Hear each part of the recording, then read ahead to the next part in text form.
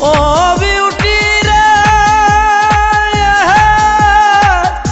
এখন আমার যে অবস্থা রে, আরে ও বিউটি ছিল না তো আগে। তোর সাথে কেউ কথা কইলে খারাপ কেন লাগে বিউটি রে, তোর সাথে কেউ কথা কইলে খারাপ কেন লাগে।